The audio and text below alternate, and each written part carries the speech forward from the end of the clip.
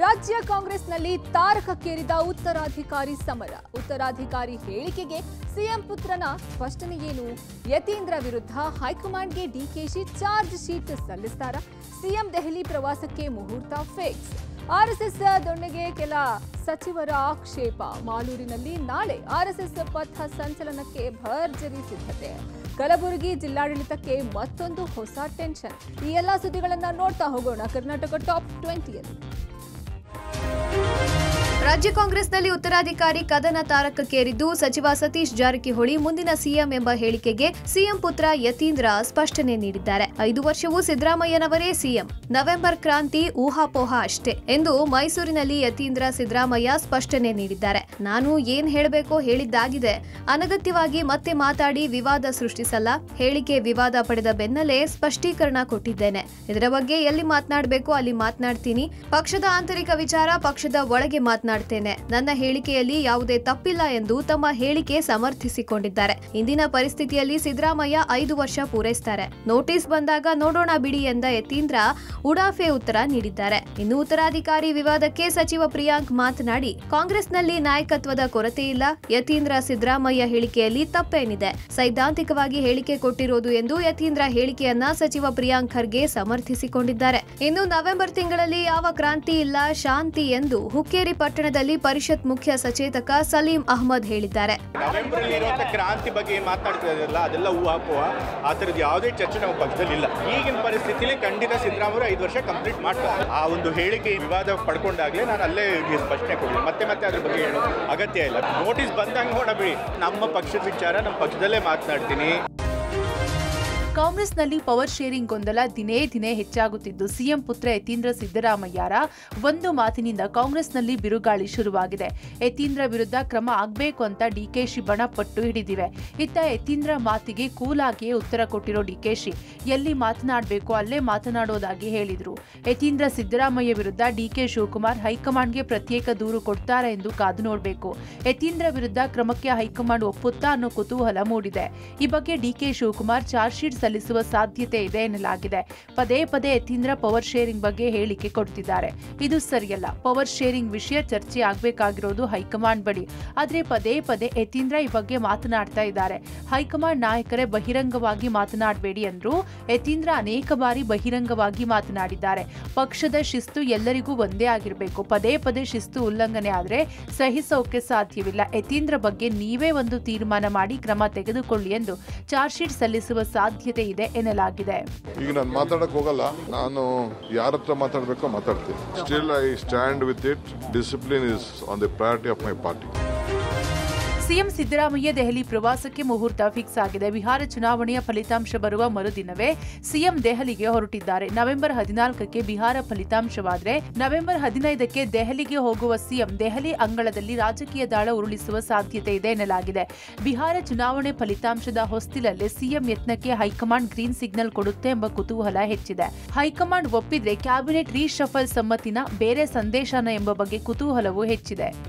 ಕಪಿಲ್ ಸಿಬಲ್ ಅವರ ಒಂದು ಜೀವನ ಚರಿತ್ರೆದು ಪುಸ್ತಕ ಇದೆ. ಪುಸ್ತಕ ಬಿಡುಗಡೆಗೆ ಹೋಗ್ತಾ ಇದ್ದಾರೆ. ಒಂದು ವೇಳೆ ಪುಸ್ತಕ ಬಿಡುಗಡೆ ಇಲ್ಲ ಅಂತಾನೂ ಇಟ್ಕೊಳ್ಳಿ. ಖರ್ಗೆ ಸಾಹೇಬ್ರಿಗಿರ್ಬೋದು, ರಾಹುಲ್ ಗಾಂಧಿ ಅವರಿಗಿರ್ಬೋದು, ಅಥವಾ ಸೋನಿಯಾ ಗಾಂಧಿ ಅವರಿಗಿರ್ಬೋದು, ಕೆ.ಸಿ. ವೇಣುಗೋಪಾಲಿಗಿರ್ಬೋದು, ಭೇಟಿ ಆಗಬಾರ್ದಂತ ಏನಾದರೂ ರೂಲ್ ಇದೆಯಾ ಸರ್? ನಾವು ನಮ್ಮ ಹೈಕಮಾಂಡಿಗೆ ನಾವು ಡೆಲ್ಲಿಗೆ ಹೋಗಿಲ್ಲ ಅಂದರೆ ನಾಗ್ಪುರಿಗೆ ಹೋಗ್ತೀವಿ. ನಾವು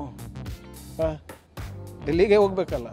ಆಮೇಲೆ ಈ ಸರಿ ಅಧಿಕೃತವಾದಂಥ ಕಾರ್ಯಕ್ರಮ ಇದೆ ಅಲ್ಲ, ಬರ್ತಾರೆ. ಅದಕ್ಕೆ ಏನು ಅಷ್ಟ್ಯಾಕೆ ಆತಂಕ? ಅದಕ್ಕೆ ಯಾವುದೇ ಕ್ರಾಂತಿ ಇಲ್ಲ, ಎಲ್ಲವೂ ಶಾಂತಿನೇ ಸರ್. ನಮ್ದ್ರಲ್ಲೇ ಶಾಂತಿ ಸರ್.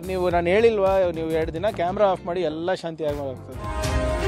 ಆರ್ಎಸ್ಎಸ್ ವರ್ಸಸ್ ಸರ್ಕಾರದ ನಡುವೆ ಸಂಘರ್ಷ ಜೋರಾಗಿದ್ದು ಸರ್ಕಾರದ ಮಟ್ಟದಲ್ಲಿ ಭರ್ಜರಿ ಪ್ಲಾನ್ ನಡೆಸಲಾಗ್ತಿದೆ. ಆರ್ಎಸ್ಎಸ್ ದೊಣ್ಣೆಗೆ ಸರ್ಕಾರದ ಕೆಲ ಸಚಿವರಲ್ಲಿ ಆಕ್ಷೇಪ ವ್ಯಕ್ತಪಡಿಸುತ್ತಿದ್ದಾರೆ. ದೊಣ್ಣೆ ಹಿಡಿಯದೆ ಪಥಸಂಚಲನಕ್ಕೆ ಅನುಮತಿ ಪಡೀಲಿ ಎಂಬ ಕೂಗು ಕೇಳಿಬರ್ತಿದೆ. ಈ ಬಗ್ಗೆ ಗುರುವಾರ ಕ್ಯಾಬಿನೆಟ್ನಲ್ಲಿ ಮಹತ್ವದ ತೀರ್ಮಾನ ಮಾಡುವ ಸಾಧ್ಯತೆ ಇದೆ. ಹೊಸ ನಿಯಮ ಜಾರಿಗೆ ತರುವುದಕ್ಕೆ ಭರ್ಜರಿ ತಯಾರಿ ನಡೆಸಲಾಗಿದೆ. ಯಾವುದೇ ಸಂಘ ಸಂಸ್ಥೆಗಳು ಪಥಸಂಚಲನ ಮಾಡಿದ್ರೆ ದೊಣ್ಣೆ ಹಿಡಿಬಾರದು ಎಂಬ ರೂಲ್ಸ್ ತರುವುದಕ್ಕೆ ಚಿಂತನೆ ನಡೆಸಲಾಗಿದೆ.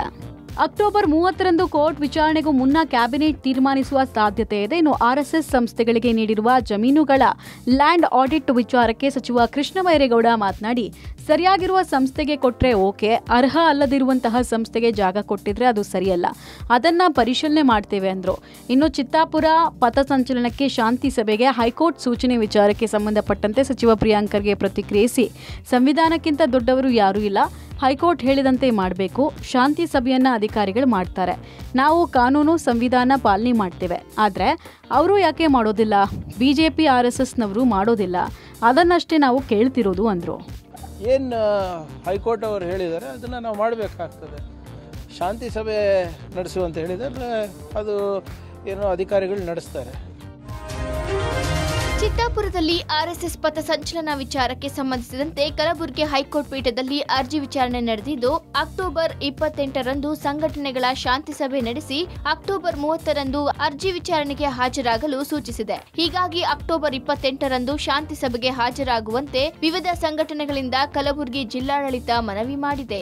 ಆರ್ಎಸ್ಎಸ್ ದಲಿತ ಸಂಘಟನೆ ಸೇರಿ 8 ಸಂಘಟನೆಗಳಿಗೆ ಇಂದು ನೋಟಿಸ್ ನೀಡಲಾಗುತ್ತಿದ್ದು, ಕಲಬುರಗಿ ಡಿಸಿ ಫೌಜಿಯಾ ತರುನ್ನಂ ಹಾಗೂ ಎಸ್ಪಿ ಅಡ್ಡೂರ್ ಶ್ರೀನಿವಾಸುಲು ನೇತೃತ್ವದಲ್ಲಿ ಶಾಂತಿ ಸಭೆ ನಡೆಯಲಿದೆ. ಸಚಿವ ಪ್ರಿಯಾಂಕ್ ಖರ್ಗೆ ಕ್ಷೇತ್ರ ಕಲಬುರಗಿ ಜಿಲ್ಲೆ ಚಿತ್ತಾಪುರದಲ್ಲಿ ನವೆಂಬರ್ 2ರಂದು ಆರ್ಎಸ್ಎಸ್ ಪಥಸಂಚಲನ ವಿಚಾರಕ್ಕೆ ಸಂಬಂಧಿಸಿದಂತೆ ಕಲಬುರಗಿ ಹೈಕೋರ್ಟ್ ಏಕಸದಸ್ಯ ಪೀಠದಲ್ಲಿ ನಿನ್ನೆ ಆರ್ಎಸ್ಎಸ್ ಅರ್ಜಿ ವಿಚಾರಣೆ ನಡೆದಿದ್ದು, ಆರ್ಎಸ್ಎಸ್ ಪರ ಅರುಣ್ ಶ್ಯಾಮ್ ವಾದ ಮಂಡಿಸಿದ್ರು. ಇನ್ನು 2 ಕಡೆ ವಾದ ಆಲಿಸಿದ ಕಲಬುರಗಿ ಹೈಕೋರ್ಟ್ ಏಕಸದಸ್ಯ ಪೀಠ ಅಕ್ಟೋಬರ್ 28ರಂದು ಎಲ್ಲ ಸಂಘಟನೆಗಳ ಶಾಂತಿ ಸಭೆ ನಡೆಸಲು ಜಿಲ್ಲಾಡಳಿತ ಮತ್ತು ಸರ್ಕಾರದ ಪರ ವಕೀಲರಿಗೆ ಸೂಚಿಸಿದೆ. ಶಾಂತಿ ಸಭೆ ನಡೆಸಿದ ವರದಿಯನ್ನು ತೆಗೆದುಕೊಂಡು ಅಕ್ಟೋಬರ್ 30ರಂದು ಅರ್ಜಿ ವಿಚಾರಣೆಗೆ ಹಾಜರಾಗಲು ಹೈಕೋರ್ಟ್ ಸೂಚಿಸಿದೆ. ರಾಜ್ಯದಲ್ಲಿ ಆರ್ಎಸ್ಎಸ್ ಪಥಸಂಚಲನ ಫೈಟ್ ಜೋರಾಗಿದ್ದು, ಚಿತ್ತಾಪುರ ಬಳಿಕ ಯಾದಗಿರಿಯಲ್ಲಿ ಆರ್ಎಸ್ಎಸ್ ಪಥಸಂಚಲನಕ್ಕೆ ಬ್ರೇಕ್ ಹಾಕಲಾಗಿದೆ. ಗುರುಮಠಕಲ್ ಪಟ್ಟಣದಲ್ಲಿ ಆರ್ಎಸ್ಎಸ್ ಪಥಸಂಚಲನಕ್ಕೆ ತಹಶೀಲ್ದಾರ್ ಅನುಮತಿ ತಿರಸ್ಕಾರ ಮಾಡಿದ್ದಾರೆ. ರಾಷ್ಟ್ರೀಯ ಸ್ವಯಂ ಸೇವಕ ಸಂಘದಿಂದ ಶತಮಾನೋತ್ಸವ ಹಿನ್ನೆಲೆ ಇಂದು ಗುರುಮಠಕಲ್ ಪಟ್ಟಣದಲ್ಲಿ ಪಥಸಂಚಲನ ಹಮ್ಮಿಕೊಳ್ಳಲಾಗಿತ್ತು. ಇಂದು ಮಧ್ಯಾಹ್ನ 3 ಗಂಟೆಗೆ ನಡೆಯಬೇಕಿದ್ದ ಭವ್ಯ ಪಥಸಂಚಲನಕ್ಕೆ ಬ್ರೇಕ್ ಹಾಕಲಾಗಿದೆ. ಇಂದು ಆರ್ಎಸ್ಎಸ್ ಪಥಸಂಚಲನ ಮಾಡಲು ಆರ್ಎಸ್ಎಸ್ ಎಲ್ಲಾ ಸಿದ್ಧತೆ ಮಾಡಿಕೊಂಡಿತ್ತು. ಈಗಾಗಲೇ ಯಾದಗಿರಿ ಜಿಲ್ಲಾಧಿಕಾರಿ ಅವರಿಂದ ಪಥಸಂಚಲನ ಮಾಡಲು ಅನುಮತಿ ತಿರಸ್ಕರಿಸಿದ್ದಾರೆ. ಪಥಸಂಚಲನ ಮಾಡಲು ಆರ್ಎಸ್ಎಸ್ ಈಗಾಗಲೇ ಬ್ಯಾನರ್ ಹಾಕಿ ಅಗತ್ಯ ಸಿದ್ಧತೆ ಮಾಡಿಕೊಂಡಿದ್ದು, ಪಥಸಂಚಲನ ಮಾಡಲು ತಯಾರಿ ಮಾಡಿದ್ದ ಆರ್ಎಸ್ಎಸ್ಗೆ ಜಿಲ್ಲಾಡಳಿತ ಶಾಕ್ ನೀಡಿದ್ದು, ಜಿಲ್ಲಾಡಳಿತ ನಡೆಗೆ ಆರ್ಎಸ್ಎಸ್ ಮುಖಂಡರು ಬೇಸರ ವ್ಯಕ್ತಪಡಿಸಿದ್ದಾರೆ. ಕಾರ್ಯಕ್ರಮ ನಡೆಯುವ 3 ದಿನಗಳ ಮೊದಲು ಅರ್ಜಿ ಸಲ್ಲಿಸದೇ ಇರುವುದರಿಂದ ಆರ್ಎಸ್ಎಸ್ ಪಥಸಂಚಲನಕ್ಕೆ ಅನುಮತಿ ತಿರಸ್ಕರಿಸಲಾಗಿದೆ. ಈಗ ಗುರುಮಠಕಲ್ ಪಟ್ಟಣದಲ್ಲಿ ಅನುಮತಿ ನಿರಾಕರಣೆ ಹಲವು ಅನುಮಾನಕ್ಕೆ ಎಡೆಮಾಡಿಕೊಟ್ಟಿದೆ. ನಾಳೆ ಮಾಲೂರಿನಲ್ಲಿ ಆರ್ಎಸ್ಎಸ್ ಪಥಸಂಚಲನದ ಸಿದ್ಧತೆ ಜೋರಾಗಿದೆ. ನಾಳೆಯ ಪಥಸಂಚಲನದಲ್ಲಿ ಹಲವು ಮುಖಂಡರು ಭಾಗಿಯಾಗಲಿದ್ದಾರೆ. ಪಥಸಂಚಲನ ಹಿನ್ನೆಲೆಯಲ್ಲಿ ಇವತ್ತು ಮಾಲೂರು ಠಾಣೆಯಲ್ಲಿ ಪೊಲೀಸರು ಶಾಂತಿ ಸಭೆ ನಡೆಸಿದ್ರು. ಪಥಸಂಚಲನಕ್ಕೆ ಅನುಮತಿ ನೀಡಿ ಪೊಲೀಸರು ರೂಟ್ ಮ್ಯಾಪ್ ನೀಡಿದ್ದಾರೆ. ಪಥಸಂಚಲನ ಹಿನ್ನೆಲೆಯಲ್ಲಿ ಮಾಲೂರು ಪಟ್ಟಣದಲ್ಲಿ ಬಿಗಿ ಬಂದೋಬಸ್ತ್ ಮಾಡಲಾಗಿದೆ. ಚಿತ್ತಾಪುರದಲ್ಲಿ ಪಥಸಂಚಲನದ ವಿಚಾರ ಸಂಬಂಧ ಅಕ್ಟೋಬರ್ 28ನೇ ತಾರೀಕು ಶಾಂತಿ ಸಭೆ ಹಿನ್ನೆಲೆಯಲ್ಲಿ ಕಲಬುರಗಿ ಜಿಲ್ಲಾಡಳಿತಕ್ಕೆ ಮತ್ತೊಂದು ಹೊಸ ಟೆನ್ಷನ್ ಶುರುವಾಗಿದೆ. ಆರ್ಎಸ್ಎಸ್ ಸಂಘ ನೋಂದಣಿ ಇದ್ರೆ ಅನುಮತಿ ಕೊಡಿ, ಇಲ್ಲದೇ ಇದ್ರೆ ಆರ್ಎಸ್ಎಸ್ ಪಥಸಂಚಲನ ದಿನವೇ ನಾವು ಪಥಸಂಚಲನ ಮಾಡ್ತೇವೆ ಅಂತ ಕಲಬುರಗಿಯಲ್ಲಿ ಭೀಮ್ ಆರ್ಮಿ ರಾಜ್ಯಾಧ್ಯಕ್ಷ SS ತಾವಡೆ ಹೇಳಿಕೆ ಕೊಟ್ಟಿದ್ದಾರೆ. ಜಿಲ್ಲಾಡಳಿತ ಲೆಟರ್ ಕೊಟ್ಟು ಶಾಂತಿ ಸಭೆಗೆ ಕರೆದ್ರೆ ಹೋಗ್ತೇವೆ, ನಮ್ಮ ನಿರ್ಧಾರ ಬಹಳ ಸ್ಪಷ್ಟವಾಗಿದೆ. ಆರ್ಎಸ್ಎಸ್ ಸಂಘ ನೋಂದಣಿ ಆಗಿದ್ರೆ ಪಥಸಂಚಲನ ಮಾಡ್ಲಿ, ನಮಗೆ ಹೇಗೆ ಸಂಘದ ನೋಂದಣಿ ಕೇಳಿದ್ರೋ ಹಾಗೆ ಅವರಿಗೂ ಕೇಳಿ, ಅವರಿಗೆ ನೋಂದಣಿ ಪತ್ರ ಇಲ್ಲದೆಯೇ ಅನುಮತಿ ಕೊಟ್ರೆ ನಾವು ಅವತ್ತೇ ಪಥಸಂಚಲನ ಮಾಡ್ತೇವೆ. ಅವರು ನೋಂದಣಿ ಪತ್ರ ಕೊಟ್ರೆ ಚಿತ್ತಾಪುರದಲ್ಲಿ ಪಥಸಂಚಲನಕ್ಕೆ ಅವಕಾಶ ಮಾಡಿಕೊಡ್ತೇವೆ, ಇಲ್ಲ ಅಂದ್ರೆ ಇಲ್ಲ. ಅದನ್ ಬಿಟ್ಟು ನಮ್ಮ ಮನವೊಲಿಸೋಕೆ ಬಂದ್ರೆ ನಾವು ಕೇಳೋದಿಲ್ಲ ಅಂತ ಹೇಳಿದ್ರು. ರಾಜ್ಯ ಸರ್ಕಾರದ ಬಿ ಖಾತಾದಿಂದ ಎ ಖಾತಾ ಮಾಡುವ ಯೋಜನೆಗೆ ಕೇಂದ್ರ ಸಚಿವ ಎಚ್.ಡಿ. ಕುಮಾರಸ್ವಾಮಿ ತೀವ್ರ ಆಕ್ರೋಶ ಹೊರಹಾಕಿದ್ದಾರೆ. ಬೆಂಗಳೂರಿನ ಜೆಡಿಎಸ್ ಕಚೇರಿಯಲ್ಲಿ ನಡೆದ ಸುದ್ದಿಗೋಷ್ಠಿಯಲ್ಲಿ ಸರ್ಕಾರದ ವಿರುದ್ಧ ನಿಗಿ ಕೆಂಡವಾದ್ರು. ಇದು ಸರ್ಕಾರದ 6ನೇ ಗ್ಯಾರಂಟಿ, ಜನತೆಗೆ ಟೋಪಿ ಹಾಕುವ ಯೋಜನೆ ಎಂದು ವ್ಯಂಗ್ಯವಾಡಿರುವ ಅವರು, ಈ ಯೋಜನೆಯಿಂದ ಜನರಿಗೆ ಅನುಕೂಲಕ್ಕಿಂತ ಹೊರೆಯೇ ಹೆಚ್ಚಾಗಲಿದೆ ಎಂದು ವಾಗ್ದಾಳಿ ನಡೆಸಿದ್ರು. ಖಜಾನೆಯಲ್ಲಿ ದುಡ್ಡಿಲ್ಲ, ಲೂಟಿ ಮಾಡೋಕೆ ಈ ಸ್ಕೀಮ್. ಇವರ ಪ್ರಕಾರ ಹೋದ್ರೆ 30-40 ಸೈಟ್ಗೆ 4 ಲಕ್ಷ ಕಟ್ಟಬೇಕು. 2 ವರ್ಷ ಯಾರೂ ಎ ಖಾತೆ ಮಾಡಿಸ್ಕೊಳ್ಬೇಡಿ, ಇನ್ನೆರಡು ವರ್ಷದಲ್ಲಿ ನಮ್ಮ ಸರ್ಕಾರ ಅಧಿಕಾರಕ್ಕೆ ಬರುತ್ತೆ, ಸರಳವಾಗಿ ಖಾತೆ ಮಾಡಿಸಿಕೊಡ್ತೇವೆ ಎನ್ನುವ ಮೂಲಕ ಮತ್ತೆ ಜೆಡಿಎಸ್ ಅಧಿಕಾರಕ್ಕೆ ಬರುತ್ತೆ ಎಂದು ವಿಶ್ವಾಸ ವ್ಯಕ್ತಪಡಿಸಿದ್ರು. ಈ ನಾಡಿನ ಜನತೆಗೆ ನಾನು ಹೇಳ್ತೇನೆ, ನೀವಿನ್ನು 2 ವರ್ಷ ವೆಯ್ಟ್ ಮಾಡಿ, ಯಾರು ದುಡ್ಡು ಕಟ್ಟಕ್ ಹೋಗಬೇಡಿ, ಯಾರು ರೆಗ್ಯುಲರೈಸ್ ಮಾಡಿಸ್ಕೊಳಕ್ ಹೋಗಬೇಡಿ, ಇವೆಲ್ಲ ಬೋಗಸ್. ಇದು ನಾನು ಓಪನ್ ಆಗಿ ಕರೆ ಕೊಡ್ತೀನಿ, ನೀವು ಯಾರು ಇದಕ್ಕೆ 4 ಲಕ್ಷ 10 ಲಕ್ಷ 20 ಲಕ್ಷ ಕೊಡಬೇಕಾದ ಅವಶ್ಯಕತೆ ಇಲ್ಲ. ಡಿಕೆಶಿ ವರ್ಸಸ್ ಕುಮಾರಸ್ವಾಮಿ ನಡುವೆ ಫೈಟ್ ತಾರಕಕ್ಕೇರಿದ್ದು ಎಚ್ಡಿಕೆ ಫ್ಯಾಕ್ಟರಿ ತೆರೆಯಲಿ ಅನುಮತಿ ಕೊಡ್ತೇನೆಂದ ಡಿಸಿಎಂ ಡಿಕೆ ಶಿವಕುಮಾರ್ಗೆ ಕುಮಾರಸ್ವಾಮಿ ತಿರುಗೇಟ್ ಕೊಟ್ಟಿದ್ದಾರೆ. ಇವರ ಯೋಗ್ಯತೆಗೆ ಗುಂಡಿ ಮುಚ್ಚೋಕಾಗ್ಲಿಲ್ಲ, ಇವರ ಜೊತೆ ನಾನ್ಯಾಕೆ ಮಾತನಾಡಲಿ ಎಂದು ಕುಮಾರಸ್ವಾಮಿ ಟಾಂಗ್ ಕೊಟ್ಟಿದ್ದಾರೆ. ಡಿಕೆ ಎಷ್ಟು ಕಾರ್ಖಾನೆ ತಂದಿದ್ದೀರಾ, ಎಷ್ಟು ಸೊಸೈಟಿ ನುಂಗಿದ್ದೀರಾ, ಧಾರಾವಾಹಿ ತರ ಪಟ್ಟಿ ಬಿಡ್ತೇನೆ ಎಂದು ಕೇಂದ್ರ ಸಚಿವ ಕುಮಾರಸ್ವಾಮಿ ವಾಗ್ದಾಳಿ ನಡೆಸಿದ್ರು. ಕೇಂದ್ರದಿಂದ ನಾನ್ಯಾಕೆ ಅನುದಾನ ಕೇಳಲಿ, ಜನ 136 ಸ್ಥಾನ ಕೊಟ್ಟಿರೋದು ನಿಮಗೆ ಎಂದು ಕುಮಾರಸ್ವಾಮಿ ಕಿಡಿಕಾರಿದ್ರು. ನನ್ನ ಕೆಲಸ ಅಲ್ಲಿ ಡೆಲ್ಲಿಲಿ ಇರೋದು ಕಾರ್ಖಾನೆ ನಿರ್ಮಾಣ ತರಕಲ್ಲ. ನೀವೆಷ್ಟು ಕಾರ್ಖಾನೆ ತಂದಿದ್ದೀರಿ, ಯಾವ ಟ್ರಸ್ಟ್ ಲ್ಯಾಬ್ ಟ್ಯಾಕ್ಸ್ ಕಂಡಿದ್ದೀರಿ, ಆ ಕೆಲಸಕ್ಕೆ ನೀವು ಇರೋದಿಲ್ಲಿ. ಪಟ್ಟಿ ಸೀರೀಸ್ ಆಫ್ ಪಟ್ಟಿ ಕೊಡ್ತೀನಿ ಧಾರಾವಾಹಿ. ನನ್ನ ಬಗ್ಗೆ ಚರ್ಚೆ ಮಾಡೋದಕ್ಕೆ ನಿಮ್ಗೆ ಯೋಗ್ಯತೆ ಇಲ್ಲ. ಶಬರಿಮಲೆಯಲ್ಲಿ ಚಿನ್ನ ನಾಪತ್ತೆ ಪ್ರಕರಣಕ್ಕೆ ಈಗ ಕರ್ನಾಟಕದ ಬೆಂಗಳೂರು, ಬಳ್ಳಾರಿಯ ಲಿಂಕ್ ಸಿಕ್ಕಿದೆ. ಪ್ರಮುಖ ಆರೋಪಿ ಬೆಂಗಳೂರಿನ ಪೊಟ್ಟಿ ಉನ್ನಿಕೃಷ್ಣನನ್ನ ಎಸ್ಐಟಿ ಅಧಿಕಾರಿಗಳು ಸಾಕ್ಷ್ಯ ಸಂಗ್ರಹಕ್ಕಾಗಿ ಬೆಂಗಳೂರಿಗೆ ಕರೆತಂದಿದ್ದಾರೆ. ಬೆಂಗಳೂರಿನ ಶ್ರೀರಾಂಪುರದಲ್ಲಿ ಚಿನ್ನ ಲೇಪಿತ ಕವಚಗಳನ್ನ ಇರಿಸಿ ಈತ ದೇಣಿಗೆ ನಡೆಸುತ್ತಿದ್ದ ಎಂಬ ಆರೋಪವೂ ಇದೆ. ಹೀಗಾಗಿ ಸಾಕ್ಷ್ಯ ಸಂಗ್ರಹಕ್ಕಾಗಿ ಬೆಂಗಳೂರಿಗೆ ಕರೆತರಲಾಗಿದೆ.